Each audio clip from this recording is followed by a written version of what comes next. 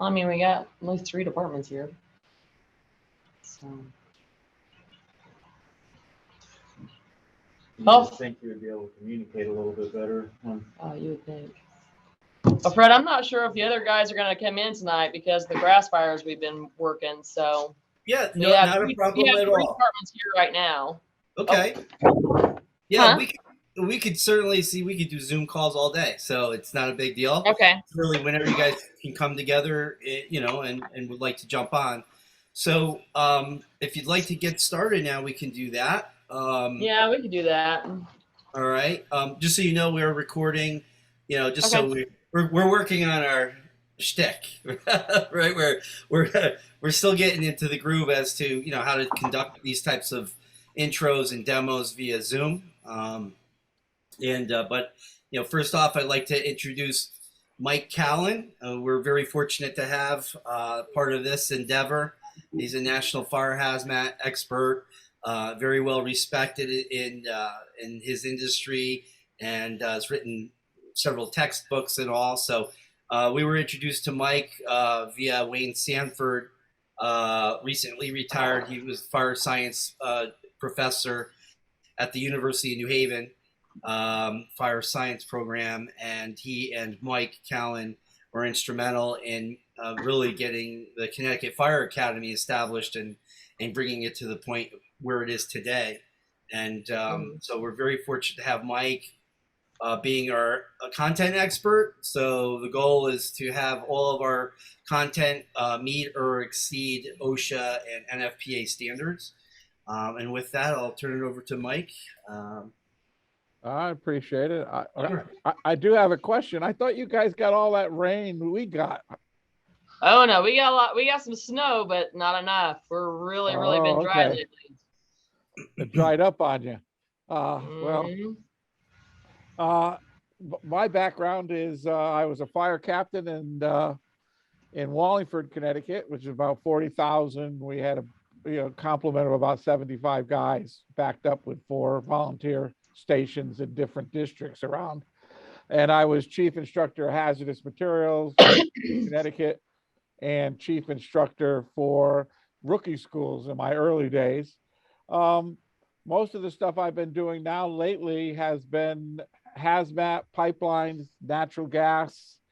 When I heard you guys were from Hutchinson, you guys, I was writing my HAZMAT. I was writing responding to natural gas emergencies at the beginning of 2000 to 2001 when Hutchinson had their explosion.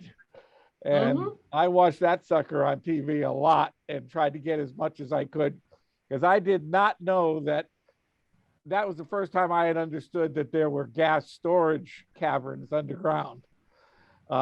Since then, I teach at the college, and I always talk about, you know, Hutchinson blowing up and the gas caverns and stuff out there. Well, you know, and that's an introduction for me to something I do a lot of. It's one of the exercises we have now, which is gas migration. Is that a lot of firefighters, I don't know if you've ever seen the video that we did for Lafayette, Indiana, about the 4 houses blowing up, but that was all migration. In fact, if you want, all you got to do is search Lafayette natural gas, and there's about a 20-minute videotape talking about the guys and what they had to go through. But those are the kind of things that I do. My hazmat stuff, I've gotten into Kansas quite a bit. In the early days when Gary Wilson was in charge of training, I did a bunch of the early hazmat conferences in Wichita and a couple of places, and then I do a lot for Overland Park. They seem to bring me every 2 or 3 years through their LEPC, the Mid-American Mid-American Regional Committee, or I think is what it is. It's Mark. I call it Mark. So with all that said, you go online, but basically I've written 3 hazmat books, done 3 programs nationally, one for FEMSA, one for propane industry, and one for a group that's called PAPA, which is the Pipeline Association of Public Awareness out of Denver, and several of your members in Kansas use it. So So the when I got introduced to Fred as an instructor for quite a few years, it was just for me the logical extension of everything I've ever tried to do, which is create scenarios that are real to life, but repeatable, so I can do them over and over again and see everybody. What I have programs I call How Smart's Your HAZMAT Team and How Smart's Your Fire Officers and How Smart's Your Firefighter, by giving them problems where there might be 2 or 3 answers that are correct, and then ask them why they came up with the right decision. And you begin to realize that we don't all think the same way, but sometimes we come up with correct answers. Oh, So that's cool. You guys have it projected too, no less. You you guys are hardcore over there. okay. Awesome. Can you guys see me? Well, nobody would get that interested in looking at me, so I'll turn it back over to Fred, because I'm sure Fred's on there with his Oculuses. But it's I'll tell you, it's the same thing I did when he first showed it to me. I got in him, and I went up. There was a fire on the 2nd floor. I went up to the 2nd floor. They told me there was a baby. I was turning around, and I started getting dizzy. And I said to myself, "You're getting dizzy. Take the mask off." And I kind of almost went into PSTD. I said, "I can't take the mask off. I got to find the baby." and that's what we're finding. I mean, since we first got started, just a little bit of background on me. My career is graphic design, advertising, and marketing. And back in 1998, I was hired by ASC Games, American Softworks Corporation, to be the lead graphic designer and art director on the first U.S. release of GTA, Grand Theft Auto, the video game.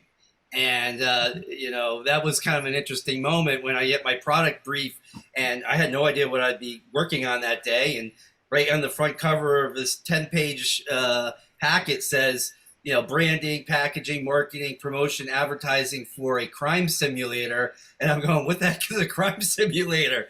I turned the page and it said Grand Theft Auto GTA for PlayStation 1 and PC. I go, okay, this should be interesting. And so I've actually never played the game, even to this day, believe it or not, but my 2 boys have played. And so that was in 98. Fast forward to 2001, I was hired as the creative director for Motorola's Integrated Solutions division. So I handled all the marketing, advertising, promotion for all the computer hardware and software systems for public safety, law enforcement, and homeland security following 9/11. And so I did that for 5-6 years. As you can imagine, it was plenty of work following 9/11. So it's funny how your career path will prepare you for your future. And so in 2016, I started tinkering around with 360 spherical videos and virtual reality. And I created a couple of little pitch experiences for a couple of my clients. I worked with STP, Richard Petty Motorsports. I worked with Armorall, AC Pro, all the automotive stuff. And so I created these little experiences, and I said to myself, you know what, this is great, but I should be doing something much more important with this technology. And I had the idea of developing this for first responder training, education, evaluation, ultimately assessments. And so it's been 5 long, grueling years to get to this point, and we've got about $500,000 invested at this point. And over the next 2 to 3 months, we're going into our next final phase of development, where we're going to be tightening it up and bringing it to the world. And so it's a very exciting time for us. There'll be. There's my cue. When the tone drops, that's what you know, right?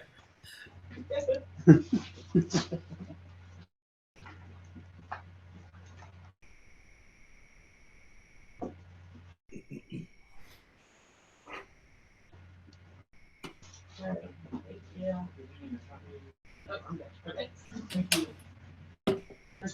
I see you got a point. I think everybody's got their own pizza. Pepperoni. Yes, please come.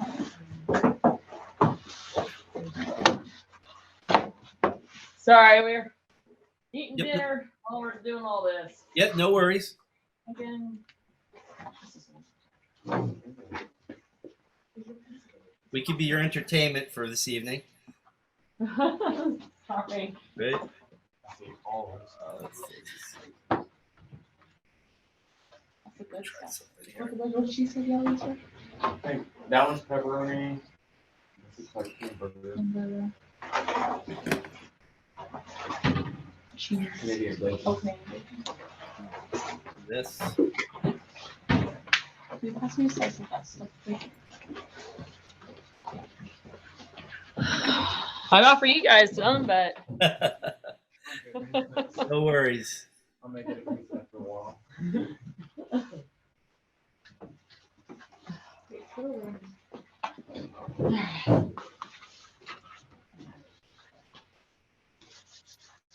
oh, that's big. Wow, that's awesome. Now we just put this TV in. All right. You guys should be able to see this blue screen, right? Uh-huh. Okay. So just real quick, just to kind of give you an overview of the system right now. There's many options for us to utilize this tool to educate, to train, evaluate, so on and so forth. So if I just kind of give you an overview of the entire system, I have a VR capable laptop at my desk that's running the screen that you see. This is what we call the instructor application.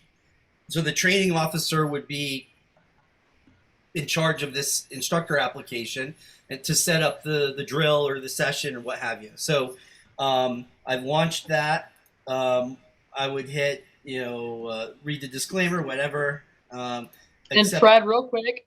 Yeah. I'm gonna plug this thing back in. Then you can't hear me, but we can hear you a lot better. Okay. Okay, sure. If you need something from me, just wave or something, and I'll unplug it again. Okay. Not a problem. Let me put this in. Okay, so you can see that the instructor application is launched.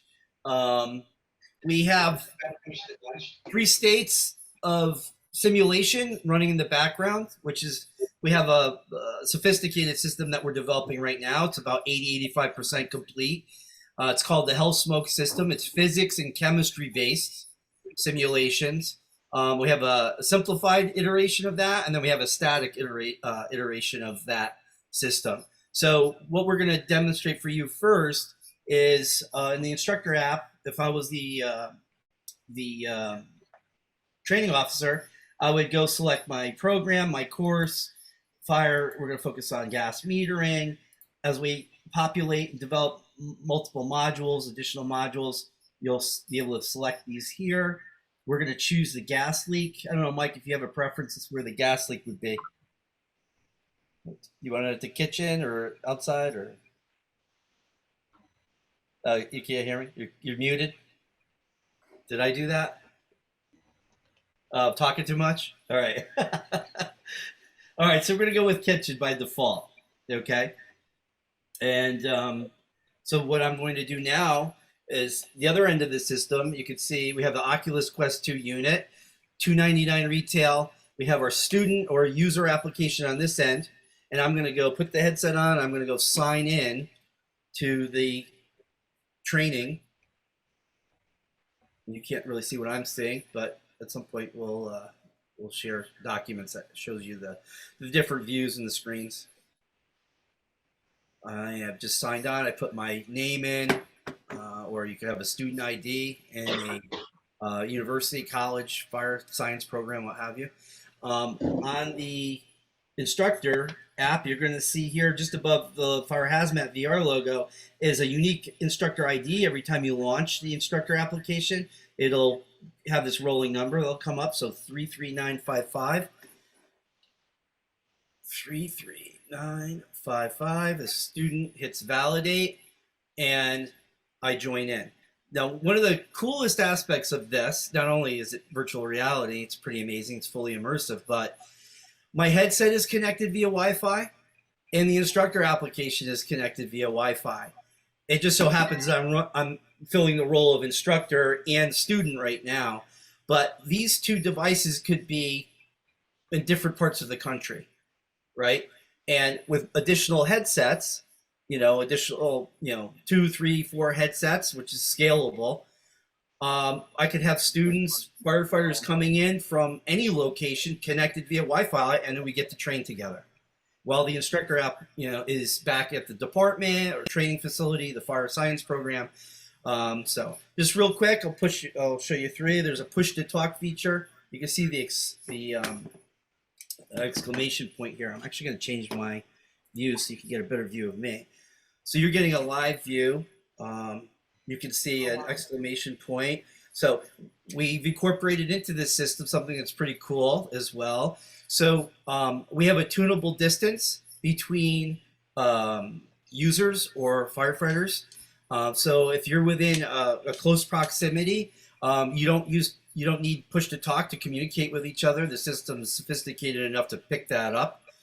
So we're leveraging the video game technology there. But once you go beyond that tunable distance, you have to use push to talk in order to communicate, and certainly back to command and that type of thing.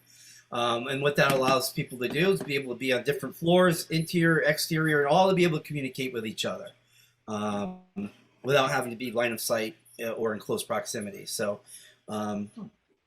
so we've got these pull downs here. These are the tools, objects. We're going to be relabeling some of this and making some of these things more prominent. So the objective here is locate the gas leak. I have to pick up the gas meter and locate the leak. And this is where we could have a single experience or multiple users in together. So I have my name here, my role, or this is just a label right now. But in a near-term iteration, you'll be able to choose your assignment. My task here is pick up the gas meter. So we're going to hit done. Now that tool becomes made available to me. And I'm going to go ahead and start the configuration. It gives you a prompt. If there are any other students that are running behind at this point, if you confirm, you're moving through the simulation and no additional users can join at this time. That feature, we may change that in the future. But so if you're late for class, too bad. You got to sit it out. All right. So you can see here, we've incorporated basically a temperature gauge on my left arm, and also gives me kind of a running clock for the simulation. So you see the ambient temperature of the room, and that is going to be affected in real time based on what's going on, if the fire, what have you. So whatever the conditions are. This in probably 2 iterations from now, the instructor app, which would reside on a VR capable laptop or desktop computer, if it has a webcam, this theater that we're in, the meeting room, you see this giant logo here, that's where your training officer would be able to pipe in via live feed, via the webcam, run a PowerPoint presentation, show a quick video clip on YouTube, put up a graphic to communicate something here. Another feature that we're going to be looking at very closely is the instructor, the training officer may have an avatar in front of this, either this room or the previous room we were in, the learning lab, and they would be able to call up a virtual whiteboard and make notes, draw diagrams in real time, and then your students will be able to see that to kind of get briefed before the simulation that they're going into. So Mike, feel free to chime in. I don't know if you intentionally muted yourself or not. Or did I do that? Ask to unmute. I got it now. Okay. All right. Okay. So, Mike, I'm going to ramble all night, but you can kind of talk this part through. Once I jump in, you'll see that I am magically teleported to the front yard of your typical suburban home, New England style Cape in this instance. This is the first structure that we've created. If anybody has any questions, feel free to shout them out. He's going to pick up the 4 gas meter now.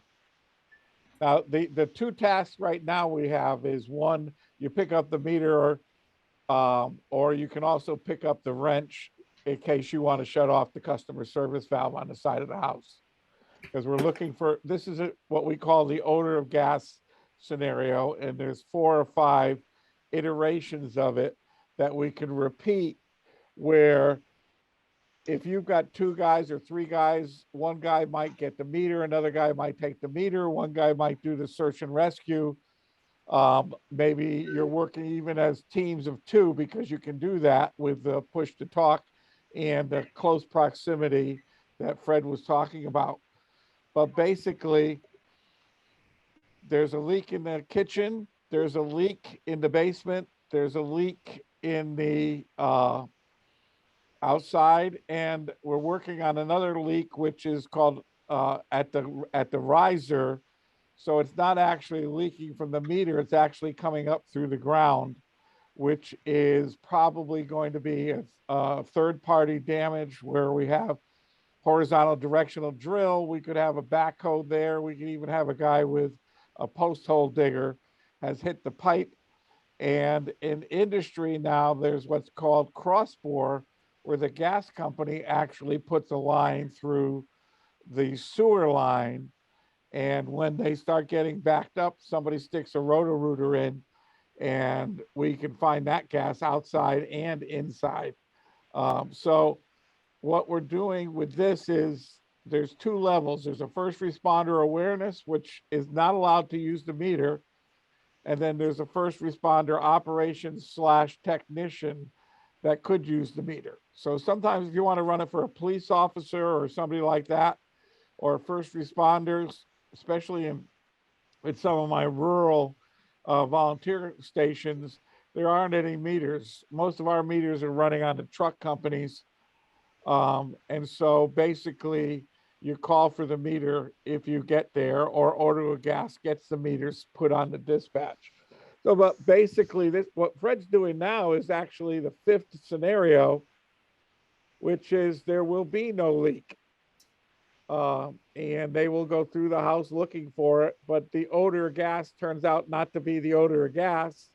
It might be the sewer company down the street. It might be maybe some swamp gas, or where you guys are. I don't know. Do you guys have sour gas? My sour gas. H2S in the gas and H2S in the crude. I know you have sweet crude because I met a guy that got overcome by sweet crude from Wichita, but I didn't know if it had the sour gas is what's that foul smelling gas or oil that comes out of the ground. No, we don't have hardly anything around here like that. Okay. That's why they call it sweet crude. So basically, eventually, we've got a CO scenario, and then we can do a, we're drawing out right now a confined space scenario. So there's multiple scenarios you can do with the meters, and then eventually the meters will become single gas.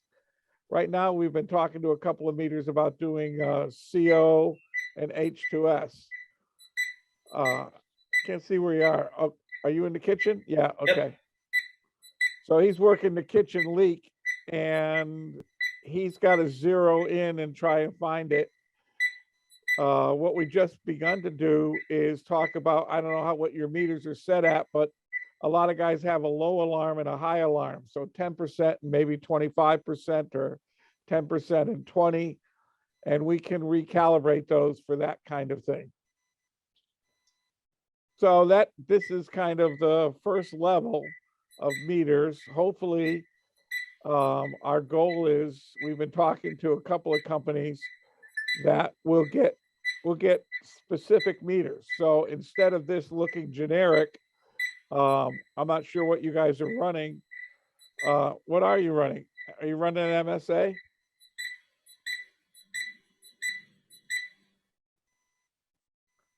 Well, you know, I apologize because I know you're all listening. Most of the ones around here are the industrial scientific. Oh, okay, okay.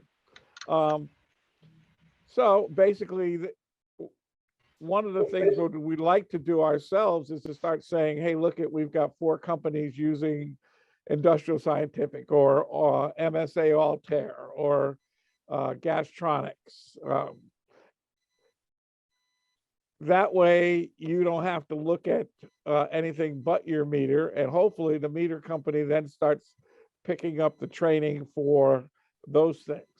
Now, what you're looking at is everything that you can see now can also be on fire. In fact, I'm sure Fred's going to show you a couple of those little scenarios in the back at the second.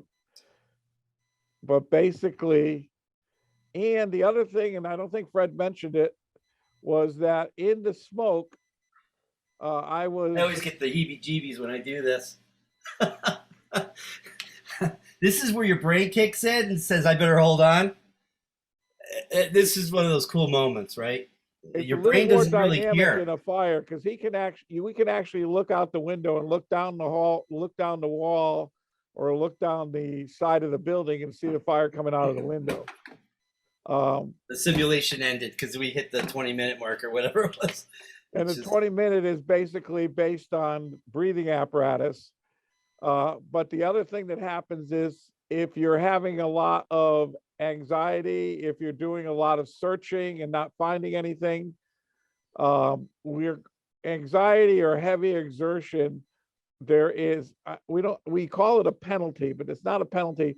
We start letting you use your air up faster so that you will have different people running out of air at different times. And to kind of, for me, to kind of start seeing whether we have those individuals, while they say there's, when the alarm goes off, you leave, there's a lot of guys that, if there was nobody looking, might try to grab another 3 or 4 minutes and then get themselves into trouble. The other thing that I don't think Fred talked about, which is in any situation that's going to lead to explosion or death, we have the safety officer will step in automatically and stop the evolution and send everybody back to the classroom and then go over it. So it's what I call the scrimmage mode. We're not going to let you fumble the ball. We're not going to let you throw an interception. This is not a do-over world. You're going to get stopped and said, look it, you didn't recognize what was coming. You couldn't see it happening. For example, he's using the gas meter and he starts going into 50, 60, or 70% of the LEL. We wouldn't let him go that far. Or if he reaches over in that atmosphere to grab the light switch, we won't let him do that. And then we'll go back and run another scenario where we can change the parameters, but what we're trying to evaluate is the same, but it's not the same event. So if they go out and give everybody the answers, the next guy that comes in is going to be in a totally different scenario with totally different location for the leak and totally different numbers. Although he still has to interpret it, determine the hazard, determine what's going on, evacuation, those kinds of things, because there may be people still in the building.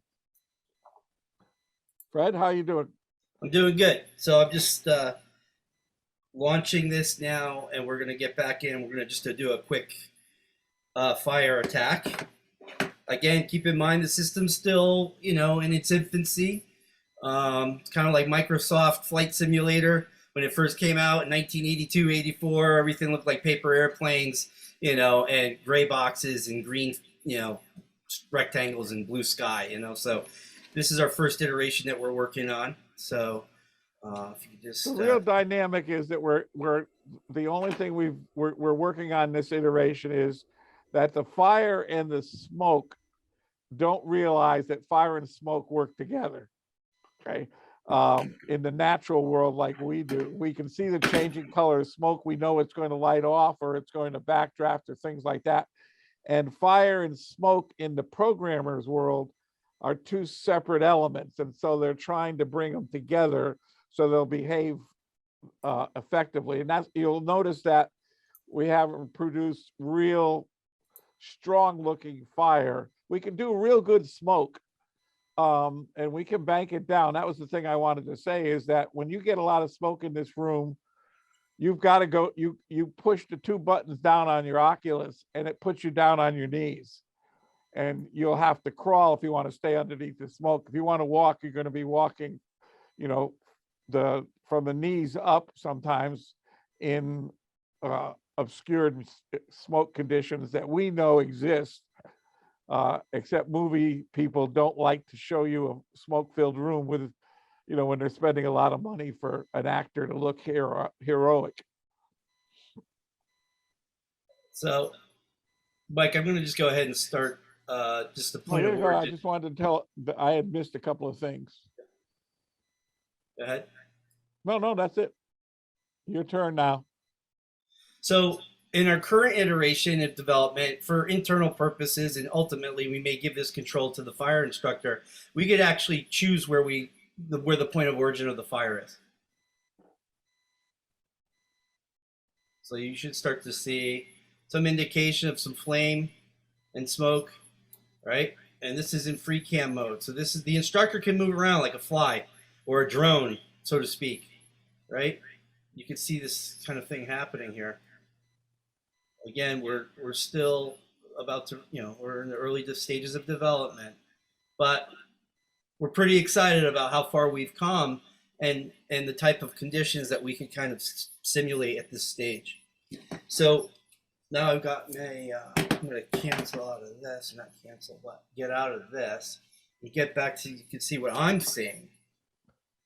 You guys see me okay? That, yeah, this God view, we call it God view when you're outside.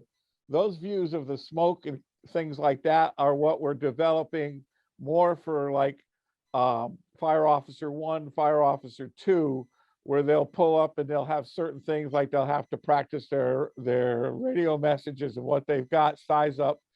Are they following SOPs upon arrival? Because we have a couple of potential clients that that's what they're looking for to meet their evaluations of Fire Officer 1 and 2. You can see these blue squares and red squares that come up. That's just a target for us. I could turn that off. But you could see, I mean, what we've done with this system right now is kind of really let it off the chain. We wanted to see, because what you're seeing here, this fire and smoke is growing at its own rate, which is really kind of pretty aggressive right now. And so at this point, if you have multiple people with nozzles, you're going to do your thing. But for me, I want to get out of here. So I have to say, even though it's VR, kind of, you can see that we got some smoke in here, right? And so that, partial or full obscuration is something that we're working on. Another feature we're also working on is you'll be able to feel your way through this space. So if there's partial or full obscuration, when you take your hands and you rub them against the wall with the controller, virtual wall, you're going to get a haptic feedback. Nobody is doing that right now in this industry. So that's something that's a proprietary thing, so please don't share that. But as you make your way around the corner, you're no buzz here, but buzz here. And when you get to an occupant in the structure, you're going to feel them and get a vibration.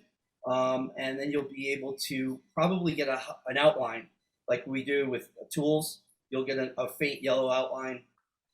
And so you could see under heavy smoke conditions, just to give you that additional sense. But we are trying to make this as close to the real world as you can imagine. And so I'm just going to kind of walk around here a little bit. We might see that the window has been compromised and that we start to see flames coming out. There you go. You guys see that? Right. So again, it's early stages of development. The fire and smoke is working, but it's misbehaving. But it's programming. And so over the next 3 months, 4 months, we'll be tweaking that. And I like to think the programmers are painting with numbers, but they haven't decided they're going to paint within the lines yet. Right. And I kind of driven that. I said, let's just get this thing going. And I was pushing them hard to get this fire and smoke to really grow. So with that, does anybody have any questions? We're going to say that we have canceled this scenario. We end up back in the meeting room, right? And I was not able to put out the fire, but you could see here in the upper left, I successfully picked up the hose nozzle, right? And then in future iterations, you'll be able to choose your nozzle type, you know, the diameter hose line, so on and so forth. We'll have more tools, you know, forcible entry tools, that type of thing. And I'm going to go back to main camera. And Another one that I like is that you're able to determine whether the individual who's taking the hose or the company officer and his partner are taking a relatively direct route to the fire versus, you know, kind of getting to the second floor and not sure where it is or what they're doing, where the fire is. And actually, when they go into one of them, the fire's in the closet, and if they just shoot the water in there, they don't recognize that they have to kind of get in there into the corner to get it. So there's some nuances that'll make the fire burn longer. One of the things we're trying to evaluate is their training. So one of the questions you get before you start, we're playing with, is do you have less than 12 months on the job? Are you a senior member? So, or whatever the terminology you use to say you could be an acting officer, or are you an officer? So that we can see from initial fire attack. And then eventually the second part of this is leaving you outside and make you more, not so much tactical, but strategic. And now you have a bigger fire, you've got multiples, you may have an exposure, and now you're dealing with companies and the radio messages that are going around. You can't see the back, so you've got to assume the radio messages of what the person's giving you from the back is what you expect. So communications get tighter. Just an anecdote on my part is I would have guys say, I'm on the second floor, it's fully involved. And I would say, you can't be on the second floor and it's fully involved. You've got to find a better way to talk to us so that we use the same descriptive terms. And that's your own interior, kind of your own internal communications. so any questions or thoughts? You know, at this stage, we want feedback. We'd love to hear what you love, what you hate, what you might want to consider us factoring into this next round of development.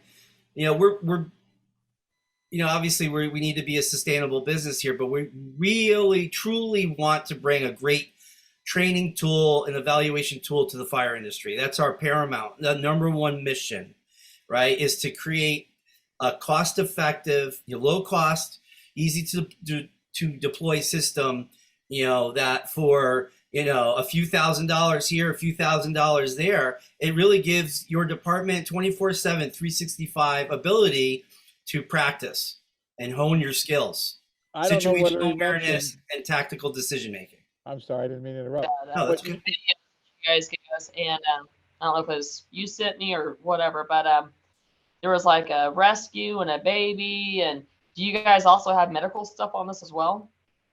Well, we were dabbling with trauma bay, emergency type, paramedic type stuff. We haven't fleshed that out yet, but that is something that we're definitely going to incorporate into future development.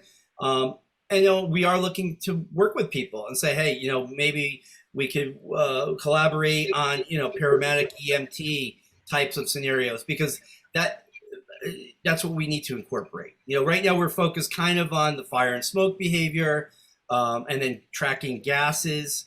I don't know if Mike had mentioned with health smoke, not only you have your 4 basic gases, but you can add custom gases.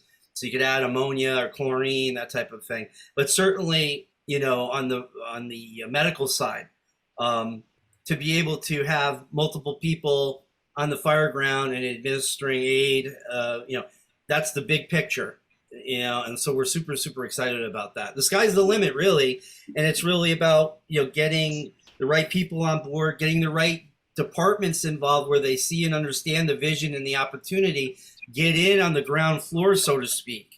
We just had a meeting and a demo with I'm trying to remember. Was it Kentville?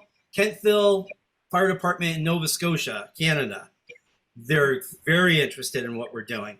And it just so happens that the timing was they have some budget left over, and they think that now might be a good time to get in on this,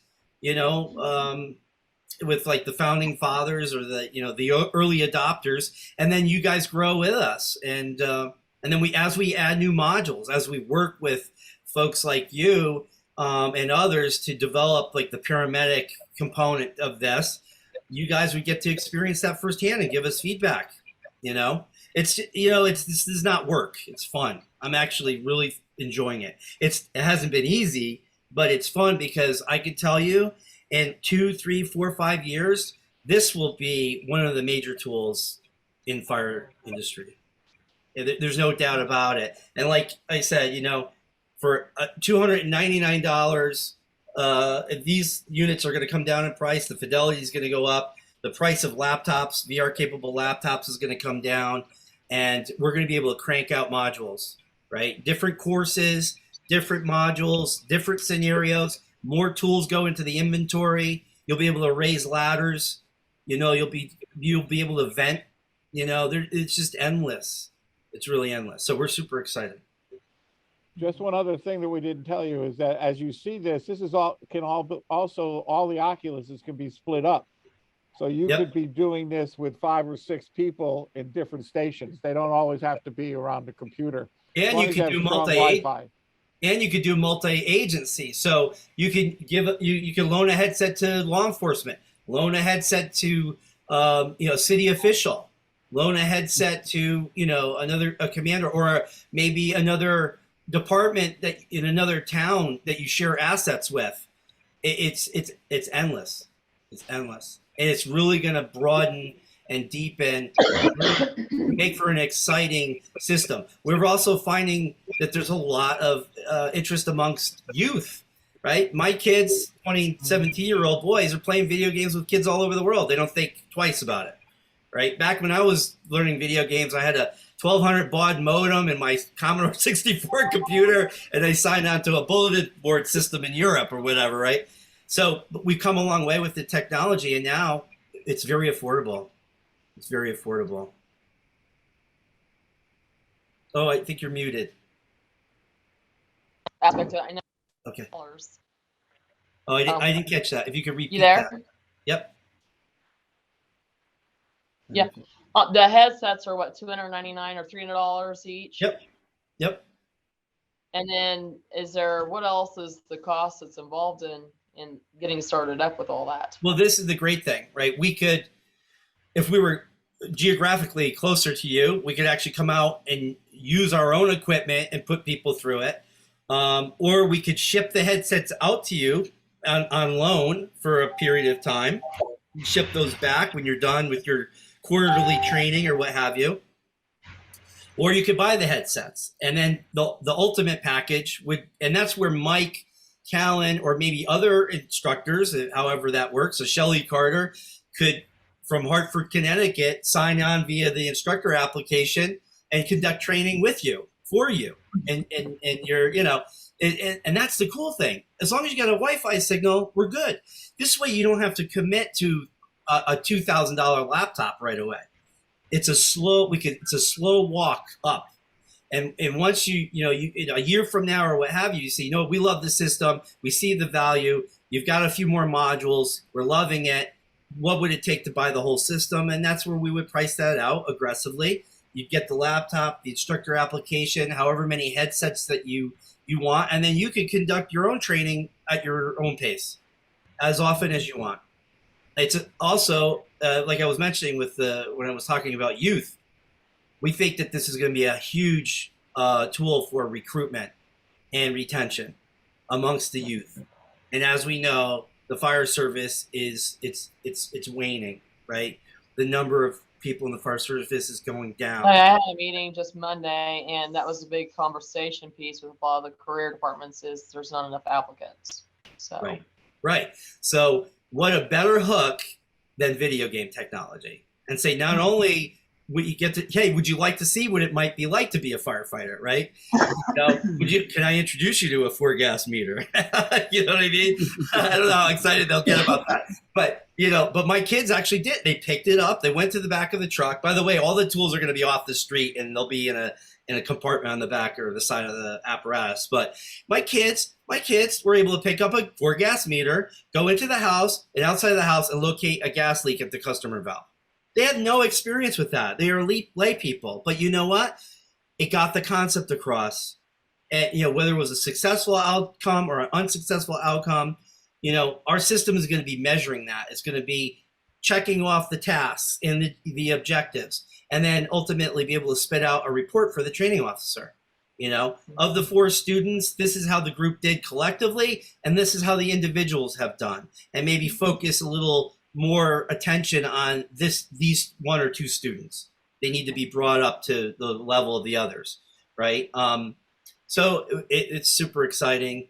Again, low cost, easy to deploy, 24/7, 365, great retention, great recruitment and retention tool.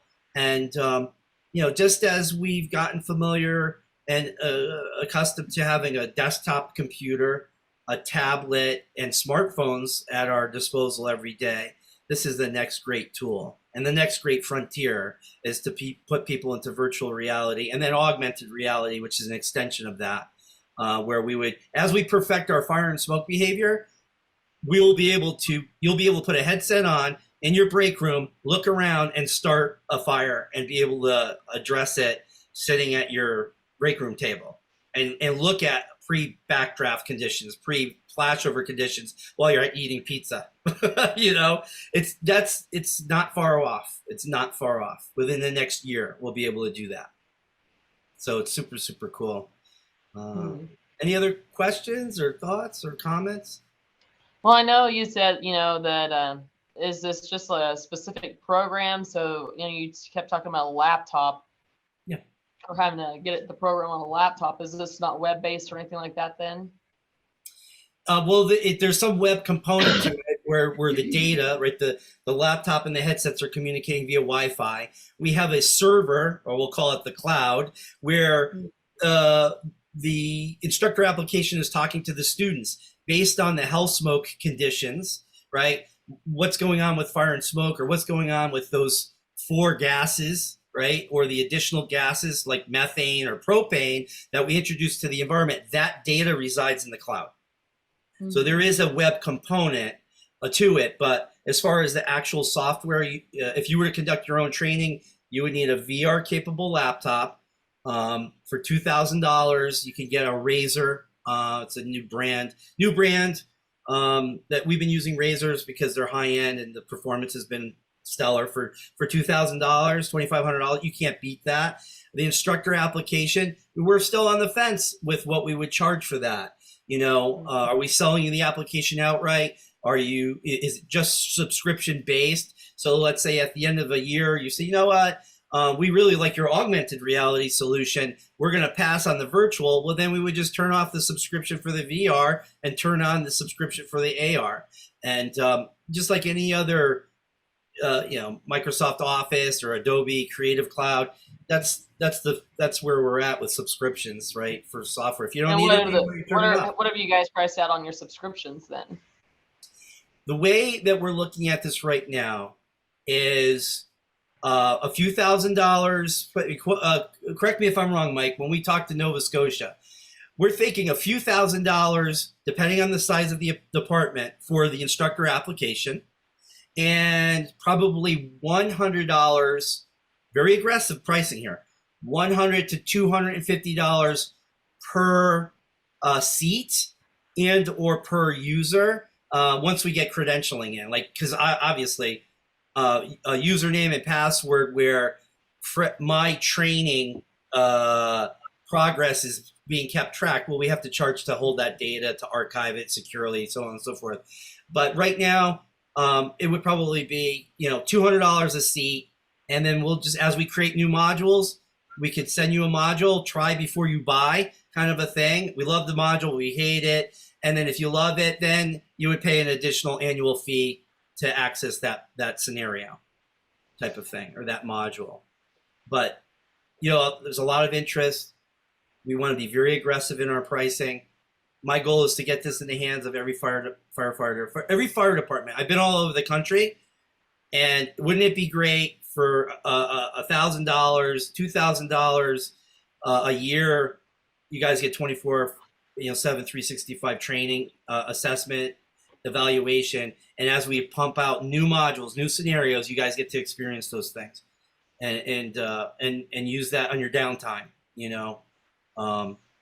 Yeah, so that's if that gives you an idea. I mean, we could give you a more concrete proposal on that and give you, some ballparks, but we're flexible at this point. The goal is to get this out and in use and get really significant feedback from real firefighters that are out there answering calls 24/7 and giving us real world feedback on this tool as we develop it. That's paramount, because I know in May we're getting ready to host a fire school down here, and we're gonna be inviting all the departments around to it to the college, to the fire science program. Oh, okay. So, are you an instructor there? You mentioned. Yeah, I teach Fire 1 and HAZMAT. Okay. Mike, I taught on the EMS side for about 15 years. Okay. But yeah, I mean, and nothing else. I mean, we could see about possibly getting that set up out there too, just to kind of show everybody, give everybody the opportunity to kind of check it out. Absolutely. We would be more than happy to do that. That's what we want. We want to get it out there. We want people to use it, experience it, see the value of it. And, by May, we'll have an enhanced version ready for you. Mike, we have a couple of appointments coming up. We're heading out. What was it in May that we were looking at? No, May is we're going to Harrisburg. Okay. But it's only I say that it's not going to be in Harrisburg, but the conference we're going to is 16th to the 18th in May. But it's weekdays. I imagine if you're doing a fire department one, you're probably doing it on the weekend, maybe Friday, Saturday, Sunday, something like that. It says Saturday and Sunday. Saturday and Sunday. It's like the 21st and 22nd. Yeah. Let me ask you a question, because I always say it this way. People say, well, how do you train firefighters? And I always say, well, you start at the state level, and they say, well, how do they do it at the states? And I said, that's easy. There's only 50 ways. Topeka used to be your fire school. Is that still the case? Or are you now kind of broken up into like community colleges and things like that? Well, I mean, Topeka is the capital, but Topeka has never been like the fire school for Kansas. Well, I don't mean fire school, but do you have a Department of Fire Services? Who certifies? Kansas University does most of the certifications. Okay. That's the Jayhawks, right? Yep, you got it. I only remember that from the business card when I was in Wichita. So, okay. I mean, those are all. That's always a possibility, because this is one of those tools. I mean, I've taught in all 50 states, and I know that when you got a state that Fred and I live in, which is 48 miles north and south and 100 miles east and west, you guys call those counties. And that becomes remoteness actually speaks to this tool, because this is probably one of the better ways to reach as many people as possible. But it's also a great evaluator, because you can repeat it, you can have the same thing, and you can evaluate people equally, so that you don't have to run in to try to set a fire, and after about the third fire, the walls are wet. Now nothing's going to do what you expect it to do. It's only a matter of time before it happens one way or the other. Like I said before, the utility, the May one is that we're already doing gas, and we've started doing electricity for gas companies, because one of the ways I try to reach out is through the gas companies and the electric companies buying the equipment and then donating it to the fire department to use. Because I had a chief who used to say, I don't want the fire department to pay for anything that we can't get industry to pay for. So, and that's one of the groups that, for example, that are out there. A good example is just across the state line that Spire, which is all the gas companies for Missouri, are using an artificial program that I do called Responding to Natural Gas Emergencies and Responding to Electrical Emergencies online. So there's multiple ways of finding a way to get things done. We're only limited to our own imagination sometimes, because even some places, like for example, some of the universities are trying to get grants to do this. Mm-hmm. Because it's easier for somebody to give a 503 organization the money before they'll give, or to the fire department, or let's put it this way. When I'm rambling, and I don't like to ramble, we're limited to our own imaginations. So, I mean, if it becomes an idea, let's put it this way, there are no fires still burning. Sooner or later, we figure a way to get it out. Even if it, well, let's put it this way. I can't tell you all the buildings I saved, but I can give you the address of everyone I burned down, and that's still a lesson.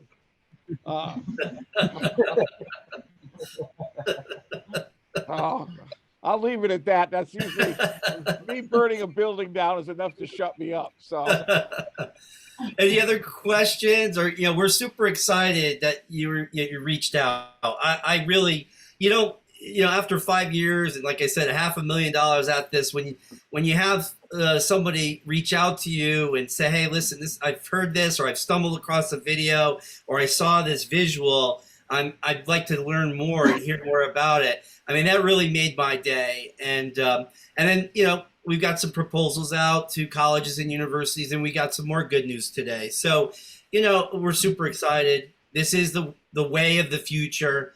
And we would love to find a way to work with your department. I know out at the college, we just got done putting in large TVs and screens and webcams and all that stuff for Zoom classes and all that in all the rooms. So, I mean, they are moving more that way. Right. So, and this might be a great tool for us to work with you specifically, because we're going to need trainers. We're going to need, I don't want to work with it. They need to be firefighters. That's my, as the founder, the president, the CEO, that's my plan. If you need to be a volunteer, paid firefighter, active or semi-retired or retired, that it's a way for us to continually give back to the fire service as a thank you. And so as you move through your career and you gain more experience and knowledge under your belt, this tool will allow you to share that knowledge and experience with other firefighters in the future.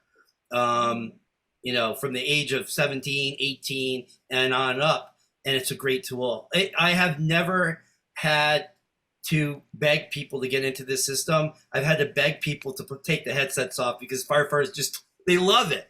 They love it. They don't want to get out. Obviously they horse around a little bit, and then we have to kind of like herd cats. But once they get into the groove, they really, it's back to business, whether they're in virtual reality or not.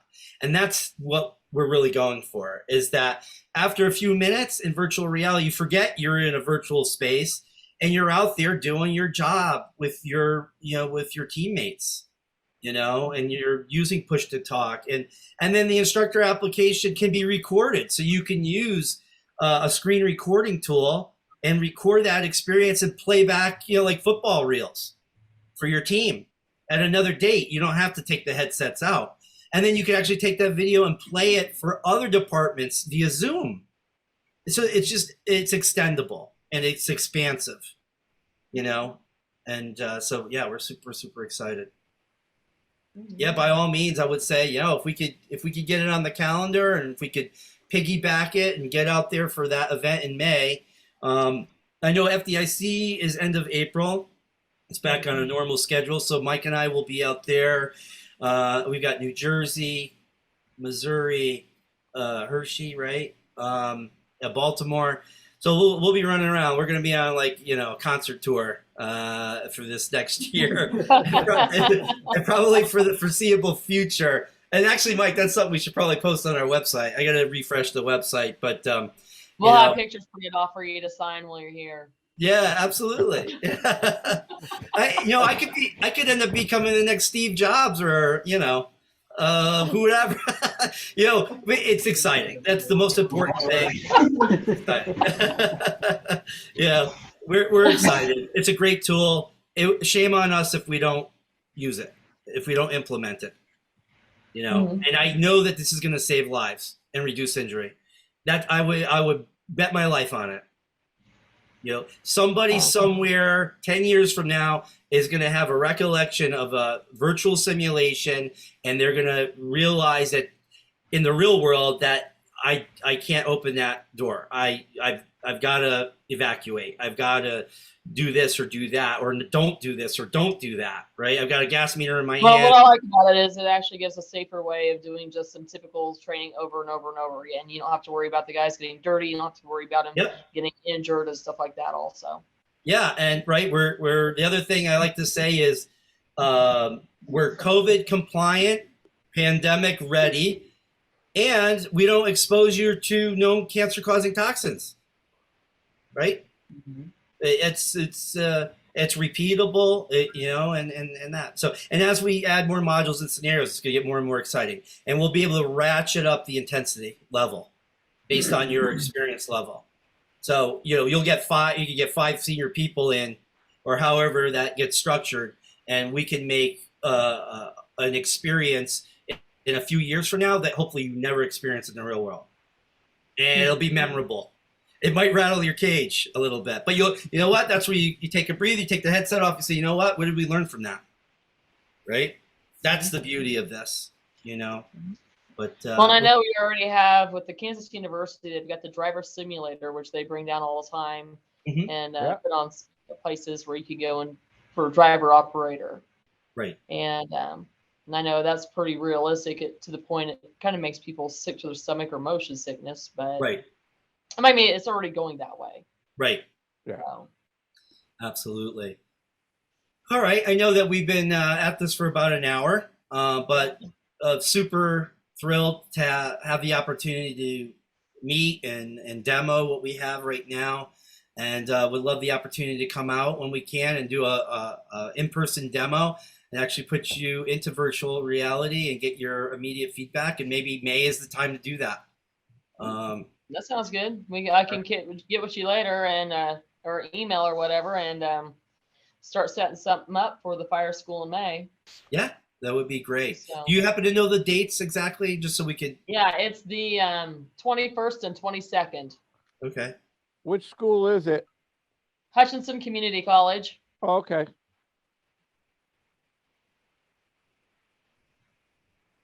Just making note. That would be great. Mm-hmm. And what would you say the age ranges of the participants in that event would be? Oh, mostly adult. Well, and it is at the college. And during that time, there's also a fire academy going on. Mm-hmm. We're having, I've been given permission to have our fire school there, but there's also a fire academy going on. And those individuals are going to be coming in from all over this state and Missouri, I believe. Okay. So there's going to be kind of a lot of people kind of in and out and around, but mostly adults. Okay. And then when is you said how you first got connected with Shelley was through you have a firefighter camp that you put on? Yeah, my girls' camp. Oh, that's awesome. And when is that? When do you conduct that? It's going to be June 10th through June 12th. Okay. Because I'll tell you what, working with Sherry's girls, we had the opportunity to go out there a few times, and they loved it. And her sons, she's got 2 young sons. They get it. I don't even have to show them how to use the controllers. They put the headset on, they put the controller, and they're running around outside, on the fire ground. I don't even have to bring them up to speed. This is like using a pen when we were kids and a ruler. Those are their tools. They just throw it on and they go, and it lowers that barrier for them, because then you could really get into the science of it, right? Mm-hmm. It's so cool.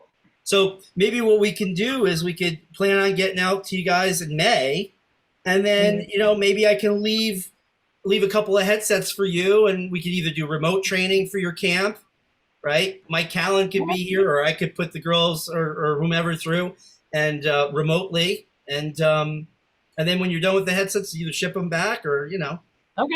Yeah, try we can do that. that would be a great way for you to see firsthand how your girls react to it. Mm-hmm. Oh yeah. I got a Yeah, quick they're question. those more teenage age is usually freshmen through seniors. They will eat this up. I'm telling you, they will just go crazy. All right, Mike, I'm sorry. No, it's all right. I just wanted to know, what's the driving time from Kansas City to you guys? Kansas City to here? What is Yeah. it? Drive time? Drive time from 3 hours? 3 hours? Okay. 3.5 to 4 hours. Depends on how fast you drive.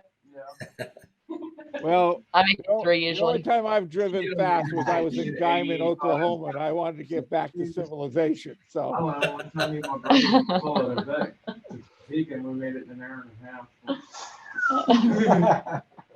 Well, awesome. I know that you weren't able to have everybody join you on this call, but if our schedule permits, Mike and I would be more than happy to get on another call with you guys. And if you have other chiefs coming in, the more the merrier, right? The more that we can expose this tool at this stage of development and get people to see the vision, the better, right? And it's not it's not about making sales, and it's not about booking training.